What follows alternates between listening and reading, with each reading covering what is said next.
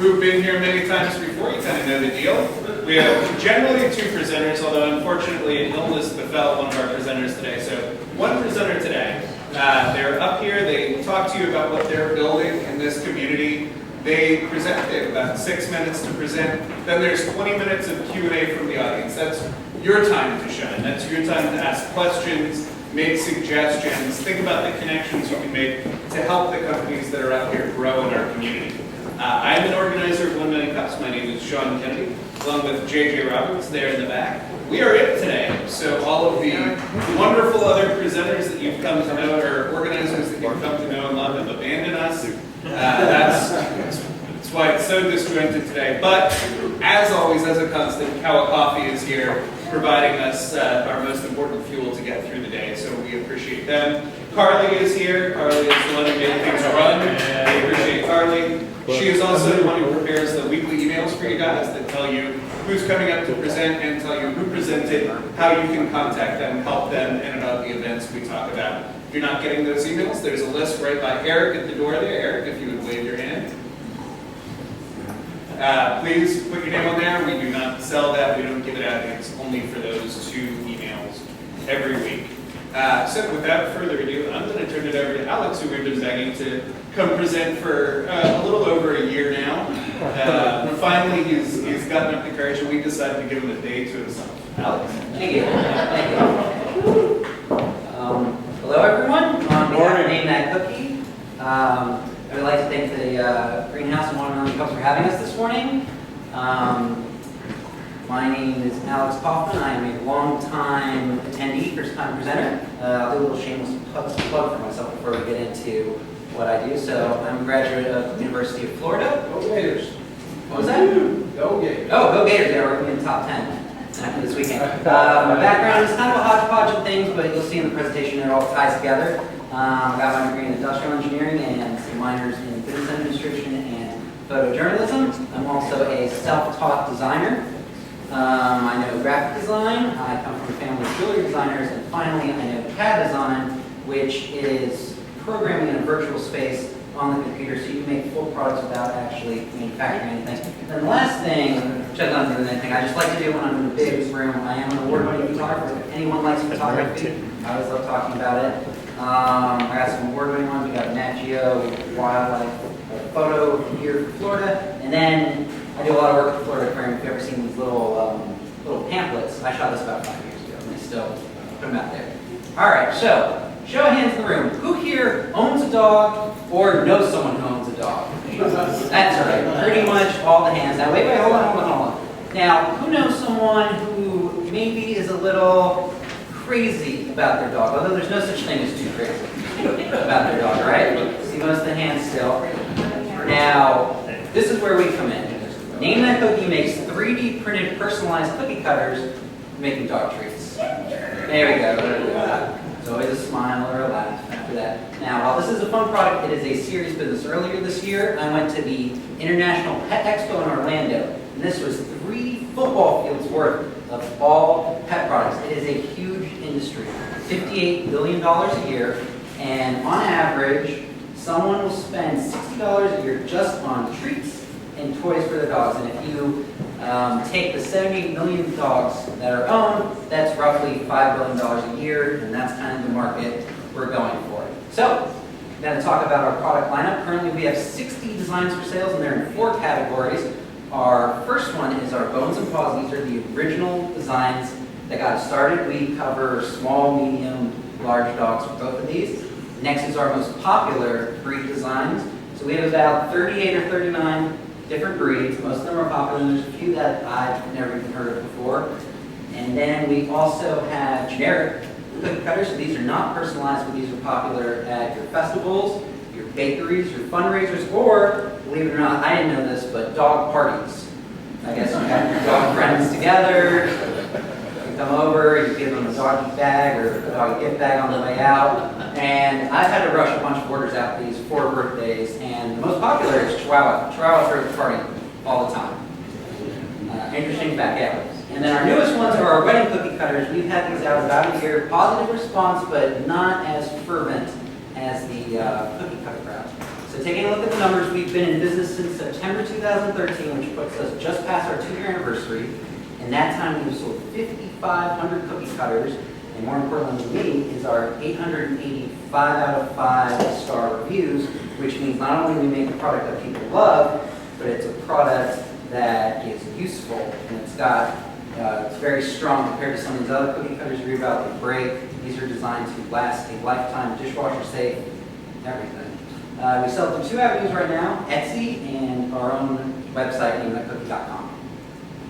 So, name that cookie. Name it. Yes. So, marketing. We must put a lot of money into marketing, right? Well, we have not put $1 into marketing since we started. And how does that happen? Well, the cookie cutters were such a novel and new idea that they practically marketed themselves. The internet got a hold of it and ran away with it. We have been featured in some of our better places, Real Simple Magazine, $100 Magazine, Parade. We were in BuzzFeed a couple months ago, CNN Money, and then, let's go off here, but we were a 2014 Martha Stewart Made in America contest finalist, which was a big deal for us. But even more than all the print, what really sells the stuff is our passionate customers. Now, if you're going to buy a cookie cutter and then bake your dog treats, what else are you going to do? You're going to take a picture of it, right?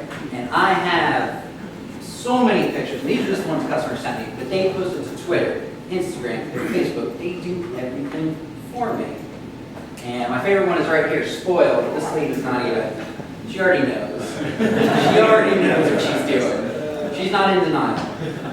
So all of this publicity has gotten us views all over the world. I'm a math guy, so I love statistics, and I love looking at maps like this. So this is off of Etsy. We have been viewed in every continent, and I have sold to every continent as well. The only one on the map that I don't understand is right up here, Mongolia. Mongolia has not viewed our cookie cutters. And I don't know why. That's the one. I'm not sure this is a meme crowd. This just felt appropriate for the moment. So what makes this business unique?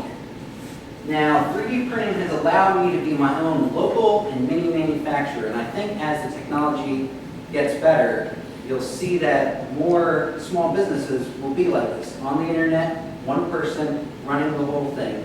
Because of all those skills that I listed at the beginning, I have low overhead as far as running everything, because I can do everything. And then the plastic material cost is pretty low too. And then finally, the viral blog marketing has been fantastic. So, to finish up, moving ahead, what are we looking for? Of course, we're always looking for new products. One idea that we have floated around is a cookbook, because people love making the treats, and we're thinking about attaching a cookie cutter to a cookbook. That's been discussed. Wholesaling in the future, so that means we would need injection molders and packaging designers. I've talked to a few here and there, but if anyone has any good connections and is looking for some. Local partnerships, bakeries, dog stores, fundraisers, any of that stuff. So on the bottom is important creative workspace. My lease on my current space is about to be up in November. I would love to find an artistic or creative space with that St. Pete entrepreneurial spirit to run the business out of. Finally, most importantly, I'm looking for that elusive Mongolian dog owner. If anyone knows them, send them to my site. I want Little Mongolia to be blue for one view by the end of the week. So, I don't know. I want to say thank you guys for having me. Wow.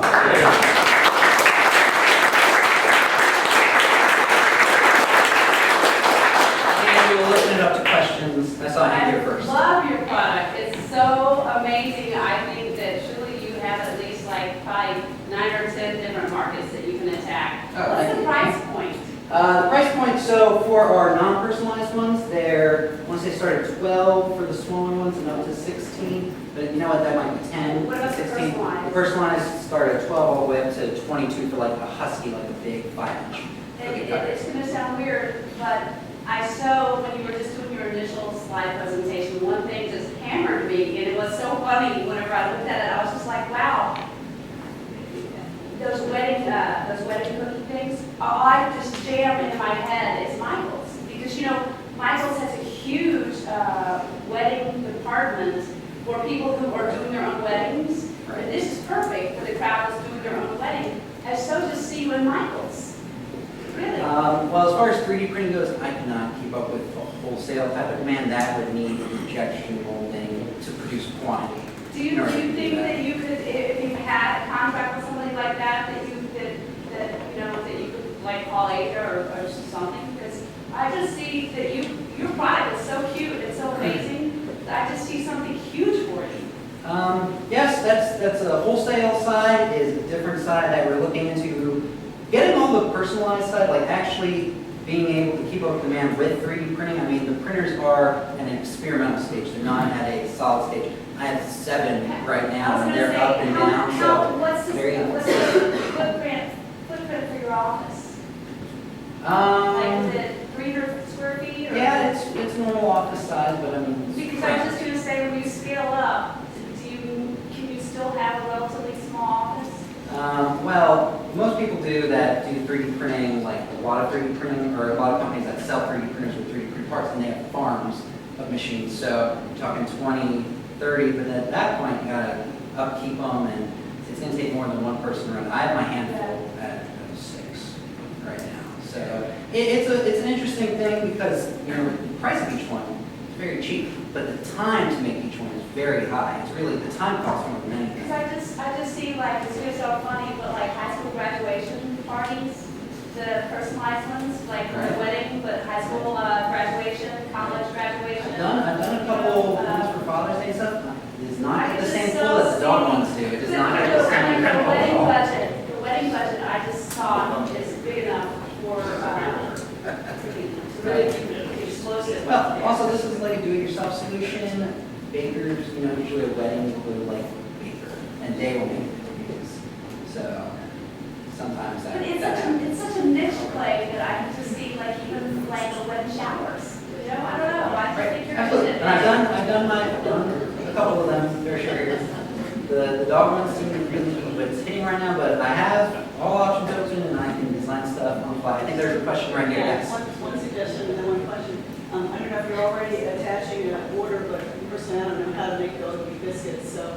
Yes, we have a 5-ingredient recipe, very easy to do. I actually I have some treats I baked up here last night, or my friend baked them, I should take that back. I'm a terrible baker. She baked them, very easy to bake, not very hard. Just a little practice to You get include it. that with the orders? Yes, all orders include a 5-ingredient recipe. And how do you do your order fulfillment and shipping?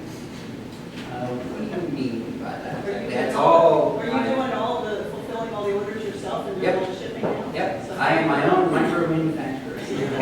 Maybe grow that at some point. Yes, if it gets bigger than you get swamped during the holiday season. The holiday season is huge. So yes, I do get swamped. So that is true. I have brought on a couple people here and there. As far as the space you're looking for, about how much square feet do you need for your building? Probably between 300 and 500. So it's just a tiny little area. so- Not huge, yeah. Not right now. And actually, I had an offer over at Bloom Art Center, but then they rented it out as soon as they offered it to me. So hoping another one opens up there. I love those guys. They're fantastic, and the energy is just great. Yes. When it comes time for creating an injection mold, I have a friend of mine, he's made smiling for me. He's brilliant. He will tell you exactly what you've done, what should be done, what you put the aluminum or steel. And he was, I think, way for half the price that you charge here. Or actually, he's Great. local, not smart. My So I problem- can give you his phone number later on. Okay, fantastic. Yeah, talk to me after. My problem has been, I actually went to the injection molding show also in Orlando, and finding companies to do small runs, like under 10,000 or 50,000 parts, there's a lot. There's a great one up in Newport Richie, Seaways class. I talked to them. Well, they're pretty On awesome. the same subject, the things that he made were under 10,000. Okay, great, yes. He works with most of the folders around the house. Okay, awesome. Yes, definitely tell me. Yes. Quick question, how much does it cost like you to make one of those? And second, how durable is the product? Like how long does it last the shelf life? The cookie cutters themselves are ABS plastic. They are machine washable. I have kept one in my dishwasher since day one, and it still looks brand new, so they're very durable. I designed them to be a little thicker than than other ones because I don't want them to break. The big deal for me is not having them break, though they are very durable. I probably had out of 5,500, I may have 5 or 6 break on me in return. So, and I think a couple of them are eaten by other dogs. That's why I always ask for a picture now. Alan, would you mind passing a little more around? Yes, sure. That's a couple. That's a couple.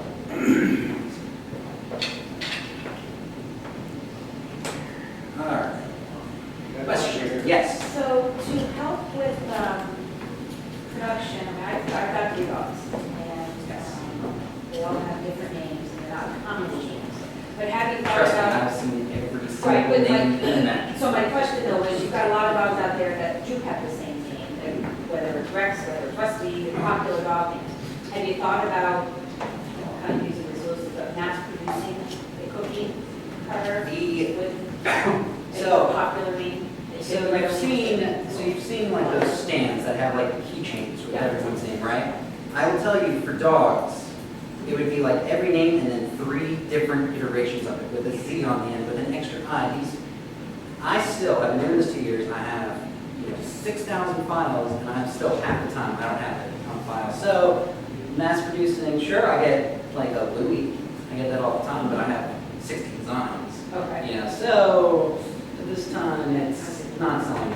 So 2 other things, I of course have a cookbook that's specifically dog biscuits, so take a look at different cookbooks out there, because they are ones dedicated to dog biscuits. There's a company up in Clearwater called Slash and Dash Dog Brewery Boutiques. They are in the process of developing a franchise, and it's an upscale boutique, so this could be a good fit for you for that. They're right on Sherwood Road, or Sherwood Drive. Slash, I'll give you the name. Okay, great, fantastic. That's good to hear. Is there anything proprietary about this, or Yes. can I go crank this up myself pretty easily? Yeah, since I brought it out, I have about 5 or 6 people copying me to listen. If you want to go this route, if you want to learn how to design, if you want to take 6 printers, and then if you want to, it's already been out there. I mean, people have already picked up. If you want to start from scratch, good luck to you. That's all I have. And the next question is, what is your consumable strategy? Since this thing lasts so long, how do you get people to keep reordering something each month, every quarter? If you put recommended that you replace it every few months. I mean, I was in this world before. You need a consumables strategy. Well, it's at such a high price point. It's generally a gift item. And as a gift item, people are buying it for the dog lovers. So they're like, and then we've got the crazy dog owners. I'm crazy, but I'm a customer. Intense. So I haven't quite run into out of customers yet, because you don't sell a super product quantity. I mean, 5,500 people, there's 78 million households. I mean, I think it's 40% of the U.S. population and we sell internationally. The biggest thing is getting it in front of people. Whenever we get a spike in views, we get a spike in sales. It just tends to go like that. So I have thought about it, but I have not run out of customers yet.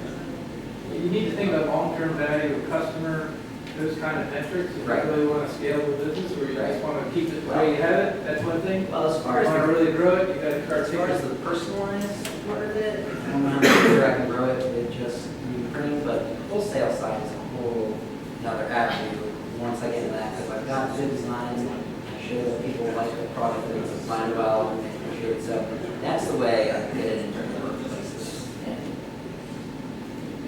Okay, and you have your hand up. Yes. Do you target dog show owners? They spend more money than anybody on dogs. And so you need to go to dog shows. Okay. Dog shows. And the people who are in that business will have dogs repeatedly work in this for you, because as time goes on, they're going to need to come back to you for a good cutter for whatever needs dog is. That's a good suggestion. I have not explored dog shows back here. Are you motivated to look for strategic partners? It's obvious that a established company in that market would attach your product to theirs and generate huge sales for you. I'm totally open to that. The cookbook idea is kind of maybe a partnership moving forward. I do like that idea. No one has approached me yet. That's why I'm trying to get the word out there. Right here, we've been waiting. Yeah, awesome job. We have a dog. Thank you. And I can just see us doing this all the time, sending the love. One suggestion I have, is there a way more for the owner to personalize each cookie? So as you have one basically, let's say love, or let's say you have a dog named Ginger. Can the owner customize their own, like, from Alex or love, mom and dad, or ways like?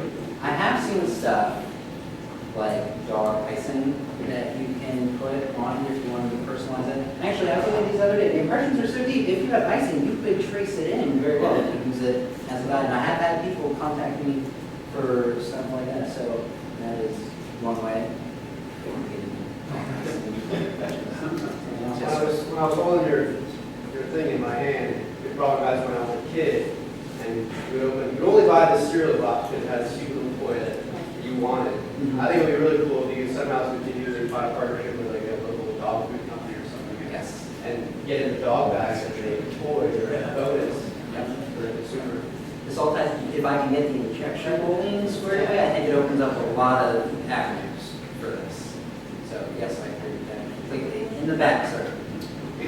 First of all, if this dog cookie thing doesn't work out, I think you have a rock solid career as a PowerPoint designer.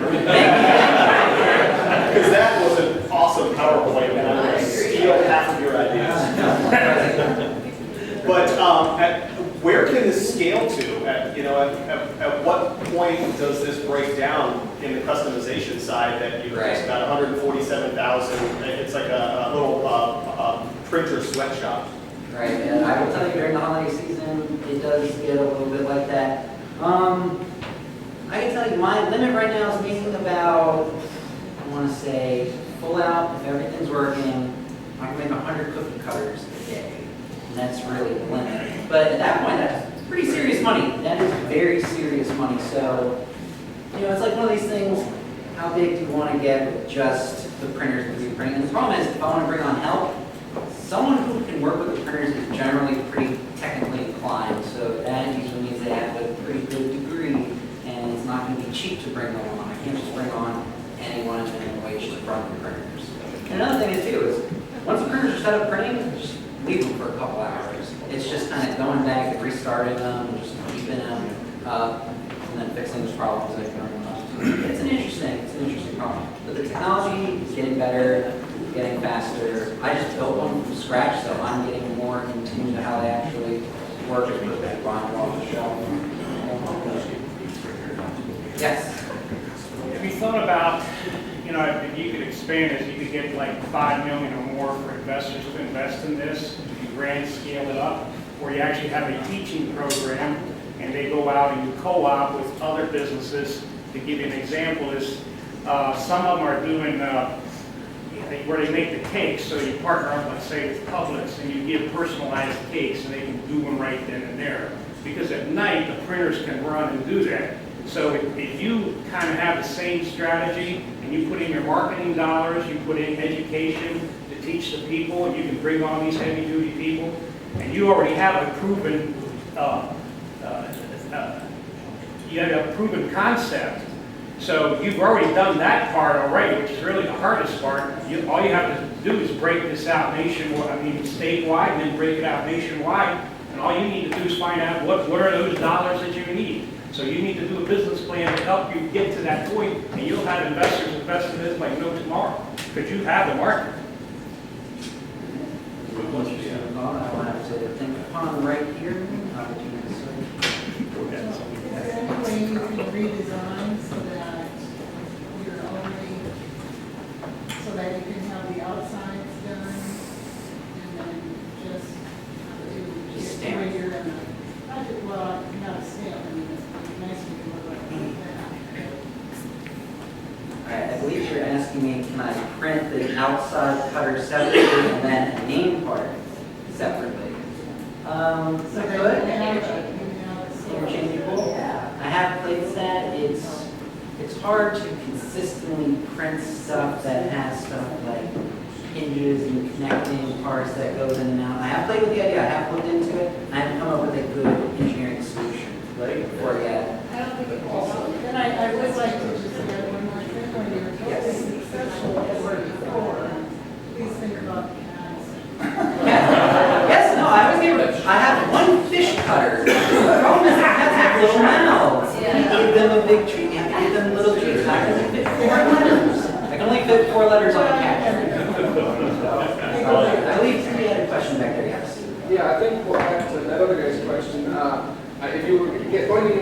selling 3D printers, then his idea would be really great for what you're doing, but as far as for what you're doing. Now, the only downside I can see is if Walmart gets a hold of it and everybody can walk into Walmart and buy that product, then...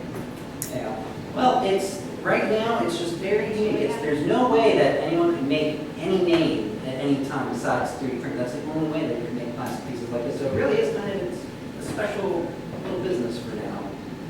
Yes, question here. Really just a comment, and just to piggyback off of what she said, I don't know if it would be as appealing, and if it would be beneficial to you, but down the line, if you were to create the shape and then the name comes with it, and so it's a two-part cookie cutter where you put the shape in and then you come after that with the name. Right. Go back to scaling, actually. Yeah. Yes, I have Just to an thought about idea, that, I like guess. injection molding the outside and printing the names. I don't need a faster way to do this. That actually is a good idea.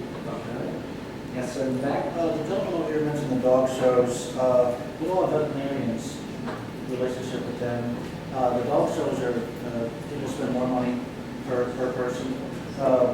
Why not do the vets too? And the pet product retailers, they'd be interested in this. And your competition, what is the competition? What is your relationship with them? Can you form an alliance with them? You do photography too, so that's marketing. You know, there's symbiotic relationships that could possibly exist with your competitors. Right now, my competition's at a point where it's a copycat thing. Like they have one printer, they see that I'm successful.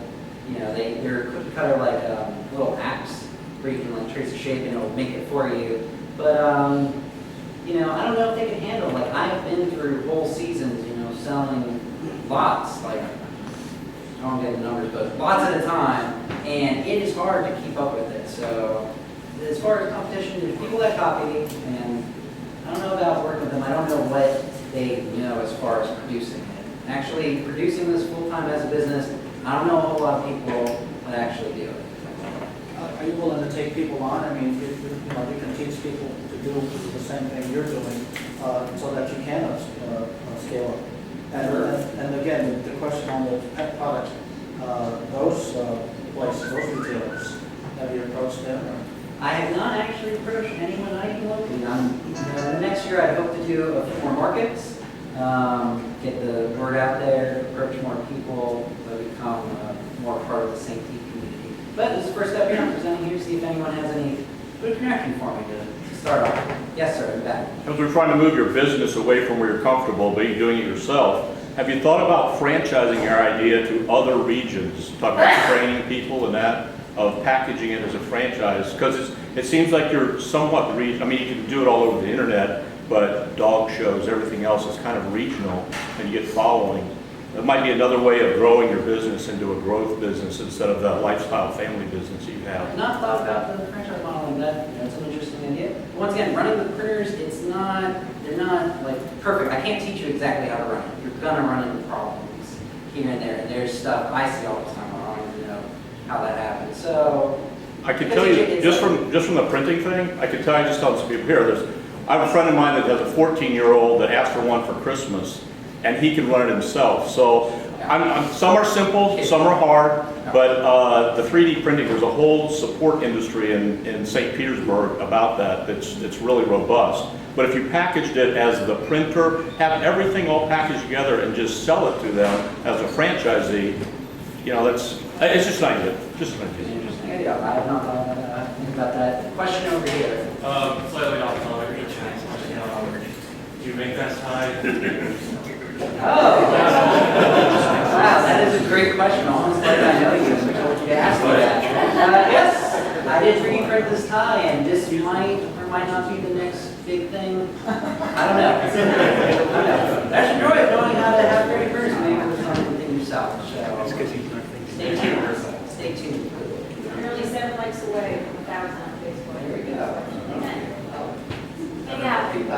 All right, is there a question? Okay, so let's get back on topic. Okay. For the tie. You're a smart guy, man. You're a sharp guy. Thank you. Great job. You don't sound like a dog owner or a dog lover yourself. So why in the world your intelligence and all your drive, why did you pick this particular market making cookie cutters for dog owners? I'm very curious as to why you picked it. All right, do not own a dog. I do love dogs. I love cats. I can tell you the background real quick since they're not on the presenter. So my family owns a jewelry casting business that does pretty well. We were looking to explore new avenues, and we wanted to get into making bangles and bracelets. And I was learning jewelry design, so I knew design on the computer as a whole. So we decided to buy a printer, didn't know anything about it, just bought one, and we started printing out bangles with it. And the quality is not fine. You don't get these smooth curves, you get the shiny lines.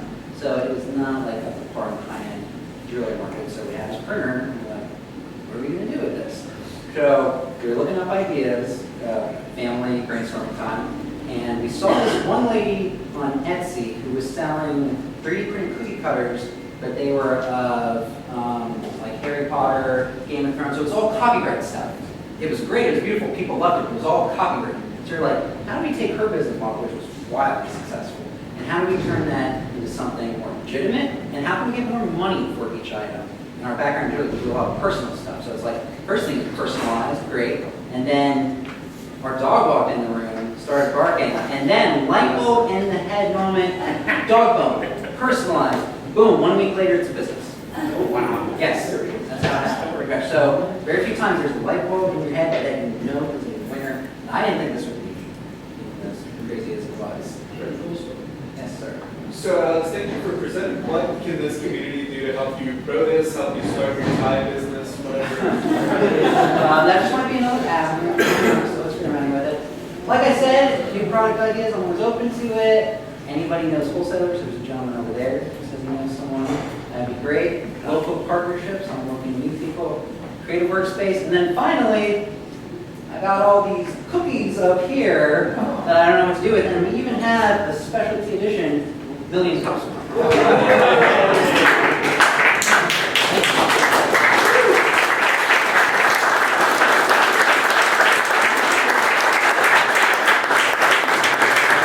Are these human cookies or? No, those lives.